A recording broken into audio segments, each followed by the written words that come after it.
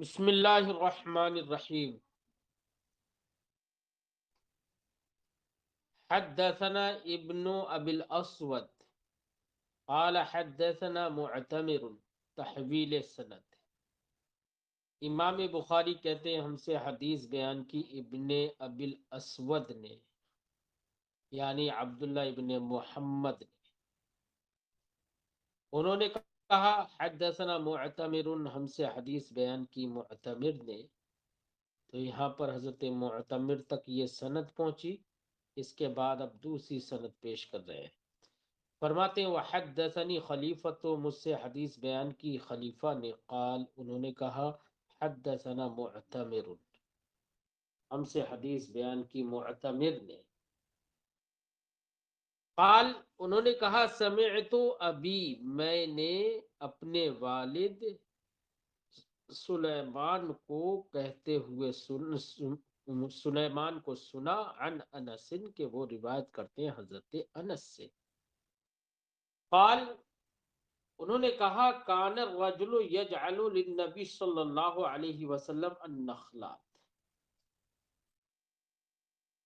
حدیث پاک کا خلاصہ یہ ہے کہ جب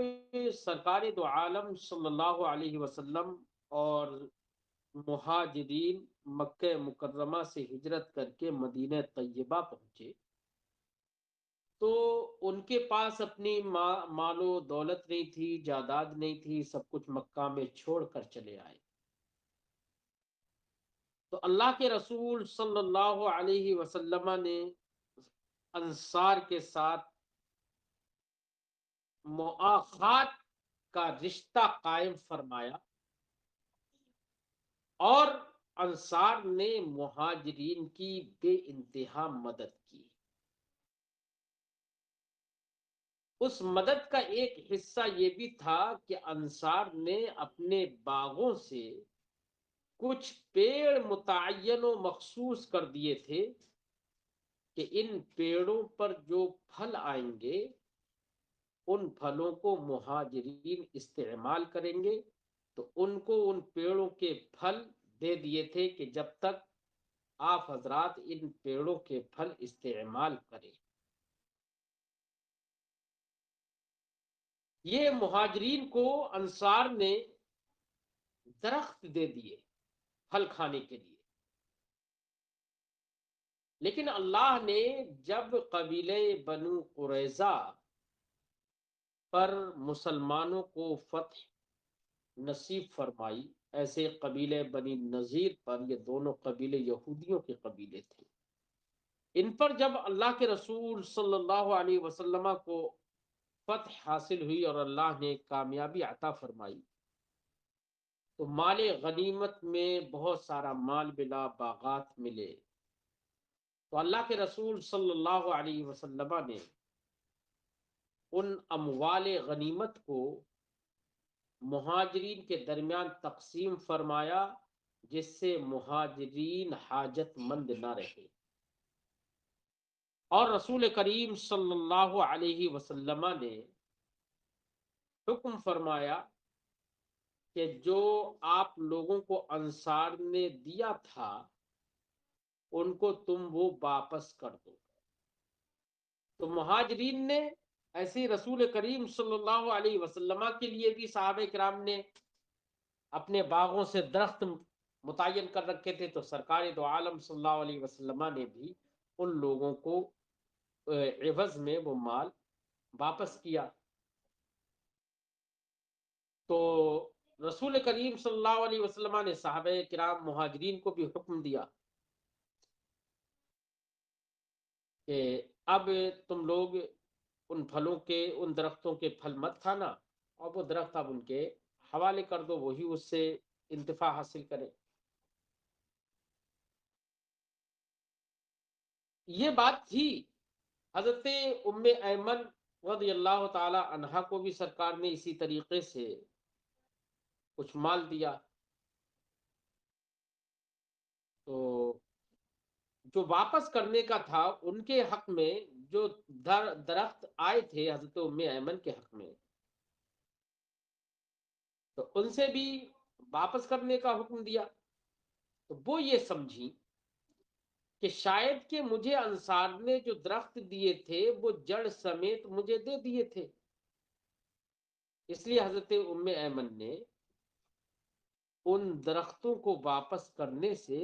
منع فرمایا۔ لیکن چونکہ رسول کریم صلی اللہ علیہ وسلم نے ان کا احترام کیا، کیونکہ انہوں نے سرکار کی پرورش میں حصہ لیا تھا، اس لیے نبی کریم صلی اللہ علیہ وسلم نے انہیں راضی کیا اور کہا کہ تم انہیں واپس کر دو اور میں اس سے 10 گنا زیادہ تمہیں دیتا ہوں۔ اس طریقے سے سرکار دو عالم صلی اللہ علیہ وسلم نے حضرت ام ایمن کو درخت واپس کرنے کا حکم دیا۔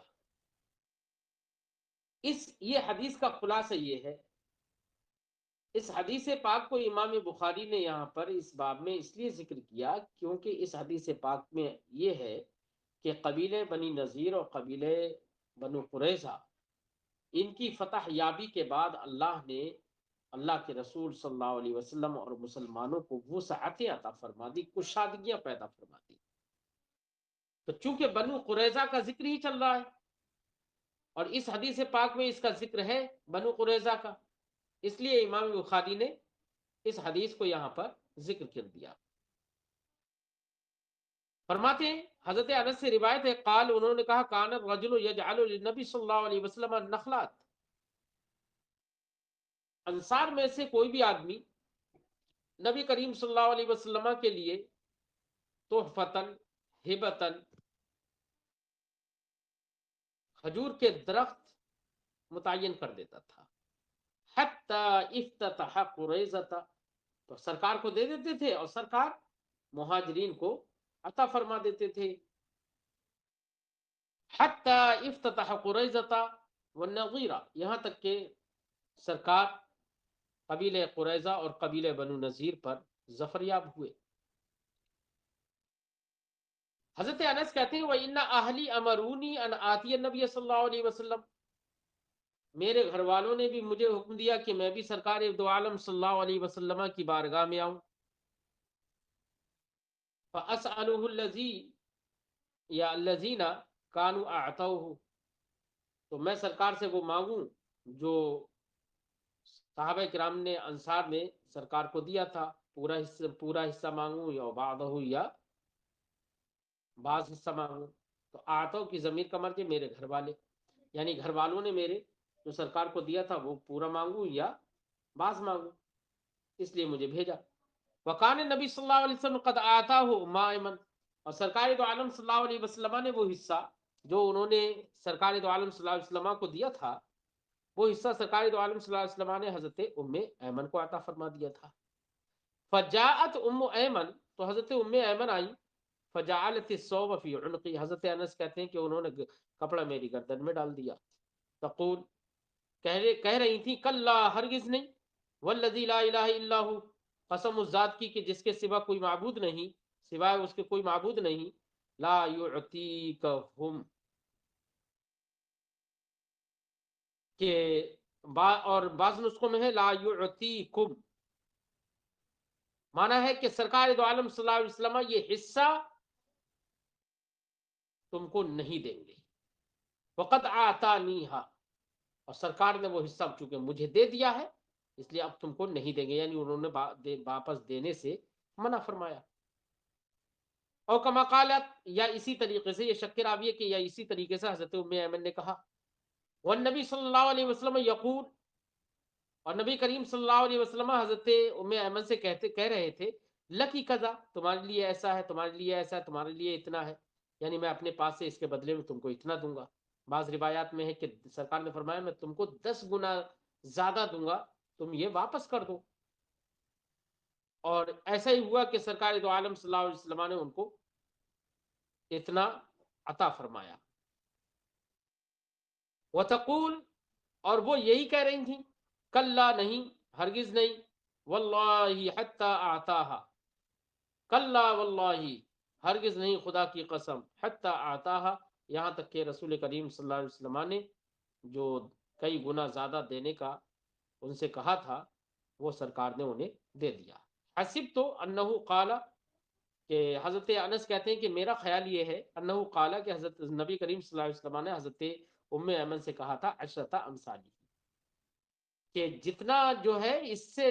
10 گنا زیادہ میں تمہیں دوں گا، او کما قال، یا اسی طرح سے کچھ کہا۔ حدثني محمد بن بشار قال حدثنا غندر، ہم مجھ سے حدیث بیان کی محمد بن بشار نے، انہوں نے کہا ہم سے حدیث بیان کی غندر نے، قال انہوں نے کہا حدثنا شعبۃ، ہم سے حدیث بیان کی شعبہ نے، عن سعد، وہ روایت کرتے ہیں سعد سے، قال انہوں نے کہا سمعت ابا امامہ، میں نے ابو امامہ کو سنا ہے، قال انہوں نے کہا سمعت ابا سعید الخدری، میں نے حضرت ابو سعید خدری کو سنا ہے، یقول، کہتے ہوئے، نزل اہل قریظہ علی حکم سعد ابن معاذ،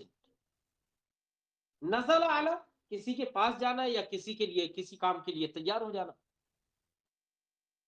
نزل اہل قریظہ علی حکم سعد ابن معاذ، قریظہ والے، قبیلے قریظہ والے لوگ حضرت سعد ابن معاذ کے حکم پر راضی ہو گئے۔ کل ہم نے واقعہ بیان کر دیا تھا، تو نبی کریم صلی اللہ علیہ وسلم نے کے فیصلے پر وہ راضی ہو گئے تھے، پھر نبی کریم صلی اللہ علیہ وسلم نے فرمایا کہ میں تمہارے ہی حکم کے حوالے کر دیتا ہوں اسے، وہ فیصلہ کریں گے۔ تو سرکار دو عالم صلی اللہ علیہ وسلم نے حضرت سعد بن معاذ کو خبر بھیجی اور وہ آئے، اور سرکار دو عالم صلی اللہ علیہ وسلم نے صحابہ اکرام سے ارشاد فرمایا قوموا الی سعد یا الی سیدکم، اپنے سردار کے لیے کھڑے ہو جاؤ، سرکار نے یہ فرمایا۔ تو اس طریقے سے حضرت سعد ابن معاذ کی سرکار نے عزت کروائی، پھر ارشاد فرمایا اے سعد، یہ لوگ میرے فیصلے پر راضی ہو گئے ہیں، لیکن میں چاہتا ہوں کہ میں یہ فیصلہ تمہارے حوالے کر دوں، تم فیصلہ کرو۔ تو حضرت سعد ابن معاذ رضی اللہ تعالیٰ عنہ نے کہا کہ یا رسول اللہ، میری طرف سے فیصلہ یہ ہے کہ ان لوگوں نے، اس قبیلہ قریظہ کے جن لوگوں نے عہد شکنی کر کے رسول کریم صلی اللہ علیہ وسلم کے خلاف کفار مکہ کی معاونت کی، مدد کی، یا رسول اللہ ان کے لڑنے والے مقاتلین کو قتل کر دیا جائے، اور بوڑھے بچے یا عورتوں کو قید کر لیا جائے۔ نبی کریم صلی اللہ علیہ وسلم نے حضرت سعد ابن معاذ رضی اللہ تعالیٰ عنہ کی اس فیصلوں کو سننے کے بعد ارشاد فرمایا یہی تو بادشاہ یعنی اللہ رب العزت کا حکم ہے، تم نے اس کے حکم کے مطابق فیصلہ کر دیا۔ یا یہ کہ ملک،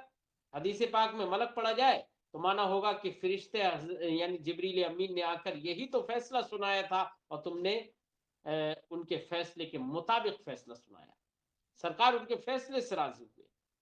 اور ایسا ہی ہوا۔ وہی حدیث پاک یہاں پر مذکور ہے، کیونکہ اہل قریظہ کا ذکر ہے اس لیے یہاں پر امام بخاری نے اس حدیث کا ذکر کیا۔ حدثنی محمد بن بشار، حضرت ابو سعید خدری رضی اللہ تعالی عنہ کو سنا، یقول، کہتے ہوئے، نزل اہل قریظہ علی حکم سعد ابن معاذ، اہل قریظہ سعد ابن معاذ کے فیصلے پر راضی ہو گئے، فارسل النبی صلی اللہ علیہ وسلم الی سعد، تو نبی کریم صلی اللہ علیہ وسلم نے حضرت سعد ابن معاذ رضی اللہ تعالیٰ عنہ کی طرف بلاوا بھیجا، فاتا علی حمار، تو ایک گدھے پر سوار ہو کر وہ آئے، فلما دنا من المسجد، تو جب وہ مسجد کے قریب ہوئے، قال للانصار، تو نبی کریم صلی اللہ علیہ وسلم نے انصار سے ارشاد فرمایا قوموا الی سیدکم، اپنے سردار کے لیے کھڑے ہو جاؤ، یا تو سیدکم کہا یا اخیرکم کہا کہ تم اپنے سے بہتر کے لیے کھڑے ہو جاؤ، یا خیرکم، بعض نسخوں میں خیر ہے، بعض میں اخیر ہے۔ سرکار نے یہ فرمایا فقال هؤلاء نزلوا، پھر سرکار نے فرمایا یہ لوگ یعنی قبیلہ بنی قریظہ کے لوگ نزلوا علی حکم کا، تمہارے فیصلے پر راضی ہو گئے ہیں کہ تم جو فیصلہ کرو گے وہ مان لیں گے۔ فقال، تو حضرت سعد بن معاذ نے کہا تقتل مقاتلتهم، مقاتلتهم، ان کے مقاتلہ کو یعنی قتل کرنے والے، یعنی ان کے لڑنے والے لڑاکوؤں کو، لڑاکو نوجوانوں کو قتل فرما دیجئے۔ وَتُسْبَى ذَرَارِيُّهُمْ، اور ان کے کمزوروں کو یعنی عورتوں اور بچوں کو قید کر لیا جائے، یا تقتل پڑھیے جائے، تقتل مقاتلتهم، ان کے نوجوان مقاتلین کو قتل کر دیا جائے۔ وَتُسْبَى ذَرَارِيُّهُمْ، اور ان کے بیوی بچوں کو قید کر لیا جائے۔ قال، نبی کریم نے فرمایا قضیت بحکم اللہ، تم نے تو اللہ کے حکم کے مطابق فیصلہ کیا۔ وربما قال، اور بسا اوقات یہ بھی کہا سرکار نے بحکم الملک، بادشاہ کے حکم کے مطابق، اس کو ملک بھی پڑھا گیا ہے، بحکم الملک یعنی فرشتے کے نے جو فیصلے کا حکم خبر دی تھی اسی کے مطابق تم نے فیصلہ کیا ہے۔ حدثنا زکریا بن یحییٰ، ہم سے حدیث بیان کی زکریا ابن یحییٰ نے، قال انہوں نے کہا حدثنا عبداللہ ابن نمیر، ہم سے حدیث بیان کی عبداللہ ابن نمیر نے، قال انہوں نے کہا حدثنا ہشام، ہم سے حدیث بیان کی ہشام نے، عن ابی، وہ روایت کرتے ہیں اپنے والد حضرت عروہ سے، عن عائشہ، وہ روایت کرتے ہیں حضرت عائشہ سے، قالت، انہوں نے کہا اصیب سعد یوم الخندق، حضرت سعد ابن معاذ رضی اللہ تعالی عنہ کو زخم پہنچ گئے تھے، یوم الخندق، خندق کے دن، خندق کے دن زخم پہنچ گئے تھے، زخم لگ گئے تھے۔ اصیب سعد یوم الخندق، رماہ رجل من قریش، قریش کے ایک آدمی نے ان کے تیر مارا، یقال له حبان ابن العرقہ، جس کو حبان ابن عرقہ کہا جاتا ہے۔ رماہ فی الاکحل،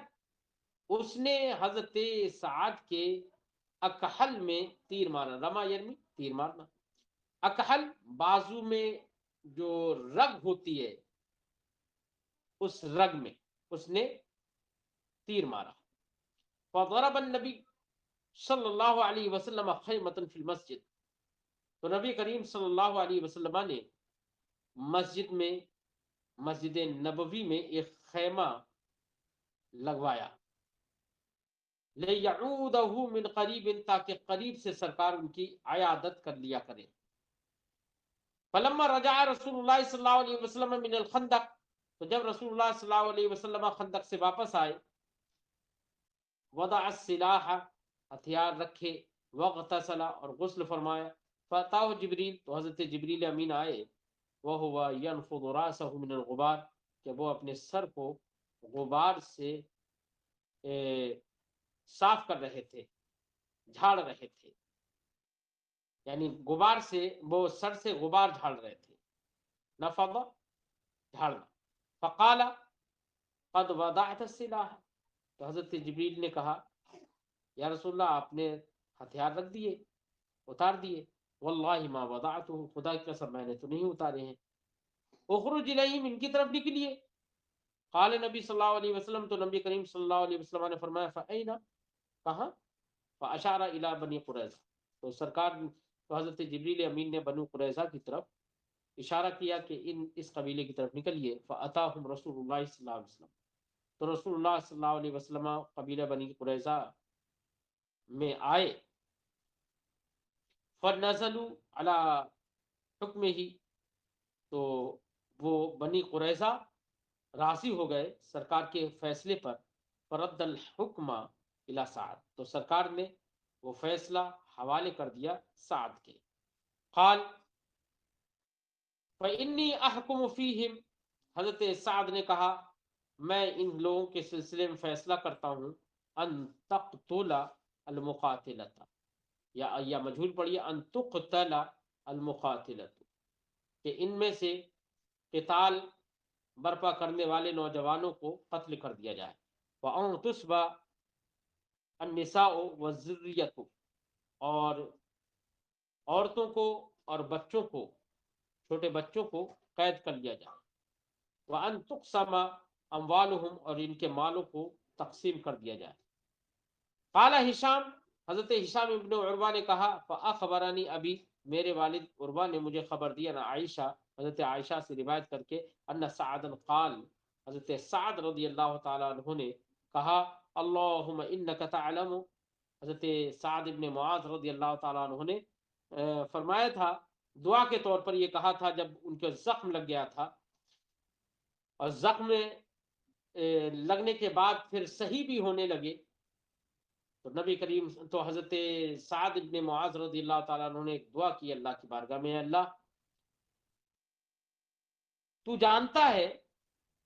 کہ میں تیری راہ میں جہاد سے زیادہ کسی چیز سے محبت نہیں کرتا، مجھے سب سے زیادہ محبت اس سے ہے کہ میں تیری راہ میں جہاد کروں، ان لوگوں سے جہاد کروں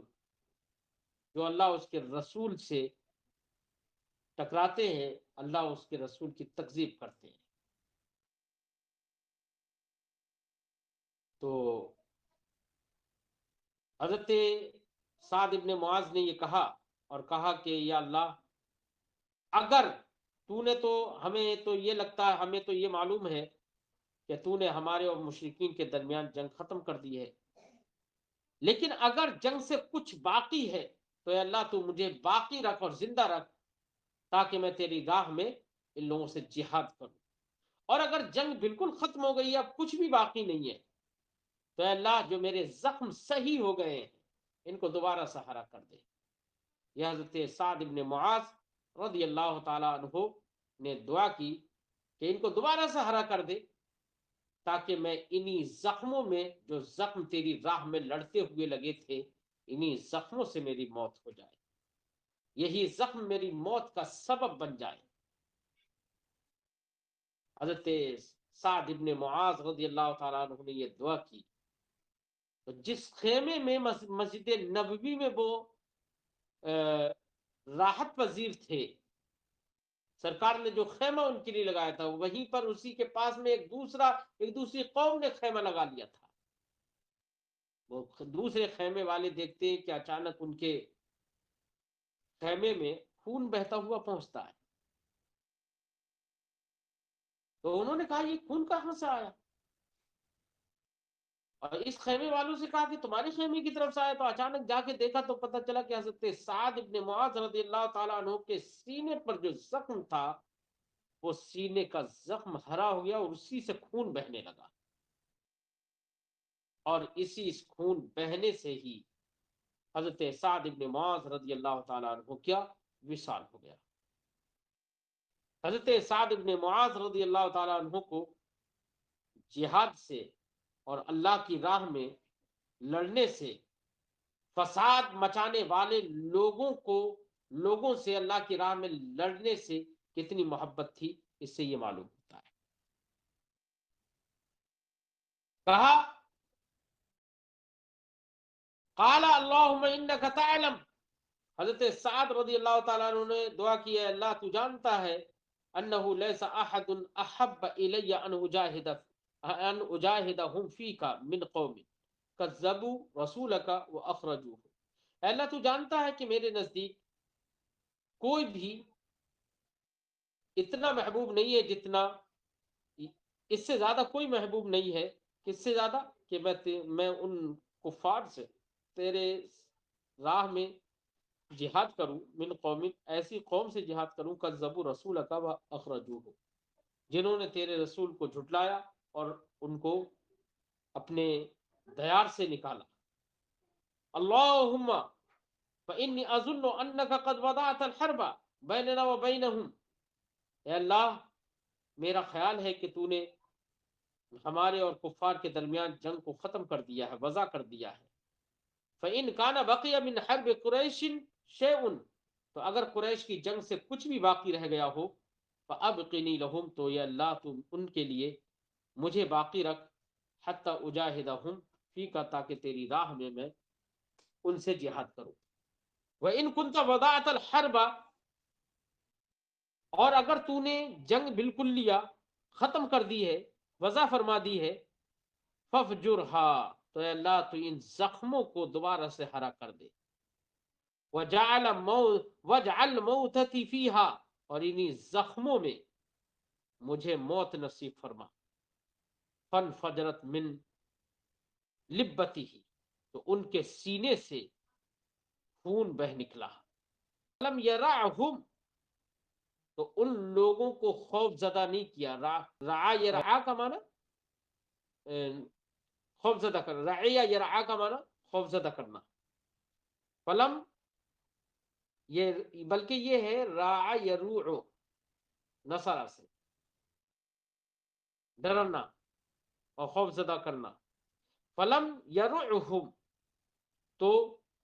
ان لوگوں کو خوف زدہ نہ کیا۔ کن لوگوں کو؟ اس کا بیان آگے آ رہا ہے، وہی دوسرے خیمے والے جنہوں نے پاس میں خیمہ بنا لیا تھا، ان کو خوف زدہ نہیں کیا۔ فی المسجد، مسجد میں، وفی المسجد، یہ بیچ میں ہے دیکھیے، وفی المسجد خیمۃ من بنی غفار، مسجد ہی میں بنی غفار کا بھی خیمہ تھا۔ تو ایسے یہ کبھی یہی بنی غفار کو خوف زدہ نہ کیا، الا الدم، مگر خون نے، یسیل الیہم، جو خون ان کی طرف بہ کر جاتا ہے، یعنی ان کی طرف خون بہ کر گیا تو وہ خون کو دیکھ کر خوف زدہ ہو گئے۔ فقالوا یا اہل الخیمہ، تو انہوں نے کہا اے ایک خیمہ والو، ما ھذا الذی یاتینا من قبلکم، یہ کیا ہے جو تمہاری طرف سے ہماری طرف بہ کے آ رہا ہے، یہ کیا بات ہے؟ فاذا سعد، تو اچانک دیکھا کہ حضرت سعد یغزو جرحہ، ان کا زخم بہ نکلا، ان کے زخم سے زخم بہ نکلا، دمن خون سے، یعنی زخم سے خون بہ نکلا۔ فمات منہا، تو اسی سے حضرت سعد ابن معاذ رضی اللہ تعالیٰ عنہ کا وصال ہو گیا۔ حدثنا حجاج ابن منہال، امام بخاری کہتے ہیں ہم سے حدیث بیان کی حجاج ابن منہال نے، قال، انہوں نے کہا، اخبرنا شعبہ، ہمیں خبر دی شعبہ نے، قال، انہوں نے کہا، اخبرنی عدی، مجھے خبر دی عدی نے، انہ سمع البراء، کہ انہوں نے برا ابن عازب رضی اللہ تعالی عنہ کو سنا، قال، کہ انہوں نے فرمایا، قال النبی صلی اللہ علیہ وسلم لحسان، حضرت حسان رضی اللہ تعالی عنہ سے نبی کریم صلی اللہ علیہ وسلم نے ارشاد فرمایا، اوہجوہم، یہ سرکار نے فرمایا یا فرمایا حاجہم، یعنی مفعلت سے یا نصرہ سے، اوہجوہم او حاجہم، سرکار نے فرمایا کہ ان کی حجو کرو، ان کی برائیاں کرو، ان کی برائیاں بیان کرو جو ان کے اندر برائیاں ہیں، یعنی قبیلہ بنی قریظہ کی۔ وجبریل معک، اور جبریل تمہارے ساتھ ہیں، یعنی تم ان کی برائیاں کرو، ان کی حجو کرو اپنے اشعار میں، ان کی برائیاں بیان کرو اپنے اشعار میں۔ رہا ان برائیوں کو اشعار میں پروگی کیسے، مضمون کیسے ملے گا، فکر کیسے ملے گی، تو سرکار نے فرمایا وہ جبریل معک، جبریل تمہارے ساتھ۔ یا یہ مراد ہے کہ خوف زدہ مت ہو، ڈرنا مت، ان کی برائیاں بیان کرو، جبریل تمہارے ساتھ ہے مدد و نصرت کے لیے۔ وزادہ ابراہیم ابن الطہمان، اور ابراہیم ابن طہمان نے عن شیبانی، شیبانی سے روایت کرتے ہوئے، اور شیبانی روایت کرتے ہیں عن عدی ابن ثابت، عدی ابن ثابت سے وہ روایت کرتے ہیں عن البراء ابن عازب، براء ابن عازب سے۔